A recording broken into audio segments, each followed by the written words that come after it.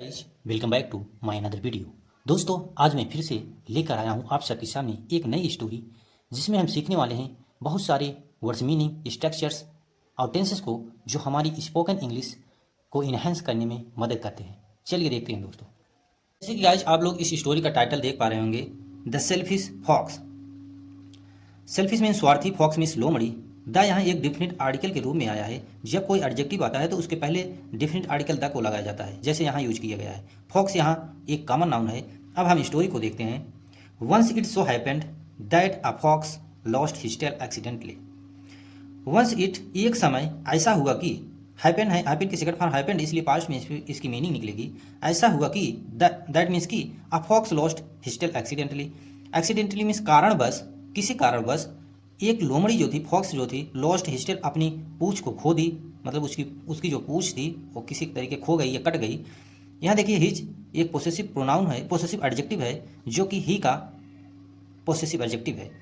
ये लोमड़ी के लिए यूज किया गया है। He was so ashamed of this that he just wanted to kill himself.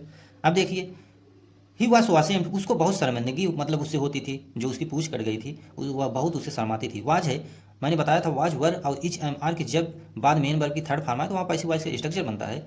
जैसे यहाँ उसे बहुत शर्मिंदगी होती थी आप दिस, जिसके कारण से दैट की ही जस्ट वांटेड, वह तुरंत चाहती थी मर जाना। वांटेड, वांट की सेकंड फॉर्म वांटेड, इसलिए पास्ट में इसकी मीनिंग जाती चाहती थी टू किल हिमसेल्फ, अपने आप को मार देना। हिमसेल्फ यहाँ यूज किया गया है। देखिए यहाँ रिफ्लेक्सिव प्रोनाउन का प्रयोग किया गया है। ही का रिफ्लेक्सिव प्रोनाउन होता है हिमसेल्फ, और आई का रिफ्लेक्सिव प्रोनाउन हो जाएगा माई सेल्फ, और यू का रिफ्लेक्सिव प्रोनाउन हो जाएगा योर सेल्फ। ऐसे ही बनता है रिफ्लेक्सिव प्रोनाउन। देन तब after thinking a lot, after means बाद में, थिंकिंग मीन्स सोचने के बहुत, मतलब अलॉट मीन्स बहुत ज़्यादा सोचने के बाद, ही केम अप, वह इस निष्कर्ष पर, केम अप मीन्स निष्कर्ष पर पहुंचना, वो इस निष्कर्ष पर पहुंची विथ एन आइडिया, एक आइडिया के साथ, एक विचार के साथ। अब क्या विचार था आगे देखते हैं। ही थॉट, वह सोची, that if he could persuaded other foxes also to cut their tails. अब देखिए वह सोची कि, दैट मीन्स की, थिंक की सेकंड फॉर्म थॉट, इसलिए इसकी पास्ट में मीनिंग निकलेगी। वह सोची कि इफ ही कुड परस्यूड, यदि वह परस्यूड मीन्स सफल हो गई या सफल हो सकी, इफ मीन्स यदि होता है, अदर फॉक्सेस दूसरी लोमड़ियों को, आल्सो कट दियर टेल्स, मतलब उनकी पूंछ दूसरी लोमड़ियों को काटने में यदि वो सफल हो गई, ऐसा वह सोच रही है, then he would not feel ashamed, तब उसको मतलब शर्म फील नहीं होगी, शर्म महसूस नहीं होगी, क्योंकि अकेले ही उसकी पूंछ कटी थी, इसलिए वो बहुत शर्माती थी, उसको बहुत शर्म फील होती थी, वह कहीं निकलती वगैरह नहीं थी। तो वो सोच रही थी कि अगर मैं ऐसा करने में सफल हो गई, दूसरी लोमड़ियों को पूंछ काटने में सफल हो गई या कटवाने में सफल हो गई, तो मुझे शर्म नहीं फील होगी। देखिए यहाँ वुड का प्रयोग किया गया बिल की जगह। जब कोई इमेजिनेटिव सेंटेंस हो, जब इमेजिनेटिव कोई स्ट्रक्चर बनता हो, तो वहाँ बिल की जगह वुड का यूज होता है, क्योंकि वह यहाँ इमेजिन कर रही है सिर्फ, इसीलिए वुड का प्रयोग किया गया। निगेटिव है, नॉट लगा है। He was very happy with this idea, वह थी, वाज की हिंदी होती था, थी, वह थी वेरी हैप्पी, बहुत खुश, विथ दिस आइडिया, इस आइडिया के साथ, इस विचार के साथ। ही थॉट, थिंक की सेकंड फॉर्म थॉट होता है। वह सोची, दैट की हिज प्रॉब्लम वह सॉल्व, उसकी प्रॉब्लम जो है, उसकी समस्या जो है वो खत्म हो गई, सॉल्व हो गई, हल हो गई। लेकिन ऐसा था नहीं। अब देखिए वाज के बाद मेन वर्ब की थर्ड फॉर्म लगा, यहाँ भी पैसिव वॉइस का स्ट्रक्चर बन रहा है। जब भी पैसिव वॉइस स्ट्रक्चर बन जाता है तो जाना में सेंस होता है, इसको मीनिंग जाना में निकलता है, जाया, गया, किया, ऐसा। सो टू एग्जीक्यूट हिज प्लान, इसलिए उसने एग्जीक्यूट, अब एग्जीक्यूट मीन्स अपनी प्लान को बढ़ाया, अपने उस, यहाँ देखिए फिर अगेन पोसेसिव एडजेक्टिव का प्रयोग किया गया है, जो कि लोमड़ी के लिए है। उसने अपने प्लान को बढ़ाया, अपने उस आइडिया को बढ़ाया आगे। ही कॉल्ड अ मीटिंग, उसने एक, कॉल की सेकंड फॉर्म कॉल्ड, वह बुलाई एक मीटिंग, एक सभा, ऑल ऑफ द फॉक्सेस, सभी लोमड़ियों की, ऑफ द जंगल, जो जंगल में रहती थी। अब हम आगे देखते हैं।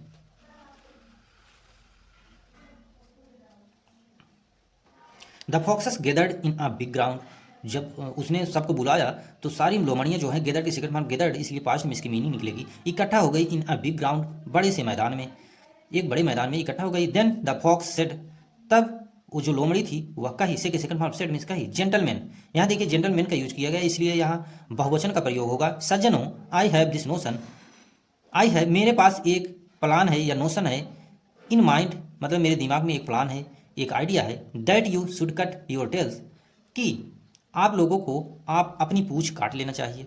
उसने क्या कहा कि मेरे दिमाग में एक आइडिया है कि आप लोगों को अपनी पूंछें जो है काट लेनी चाहिए। शुड मीन्स यहाँ देखिए शुड मॉडल्स का प्रयोग किया गया, इसकी हिंदी होती है चाहिए। पेट मीन्स काटना, योर मीन्स आप सबकी, टेल मीन्स पूछें। The tails are heavy to carry and look ugly. ये जो पूछ होती है, ये जो पूछे हैं, आर वेरी हैवी बहुत भारी होती हैं या बहुत भारी हैं। टू कैरी इनको मतलब ढोने में या ले जाने में, एंड लुक अगली और ये बहुत, लुक मीन्स दिखना, अगली मीन्स पुअर या मतलब अगली मीन्स खराब, बहुत खराब दिखती हैं, ऐसा उन लोगों को बहका रही है। अब देखिए आगे देखते हैं। So we are better off without them, इसलिए हम लोग जो हैं इसके बिना भी, बेटर ऑफ मीन्स इसके विदाउट, इसके बिना भी अच्छे दिखेंगे। मतलब देम मीन्स पूछे के लिए देम आया है।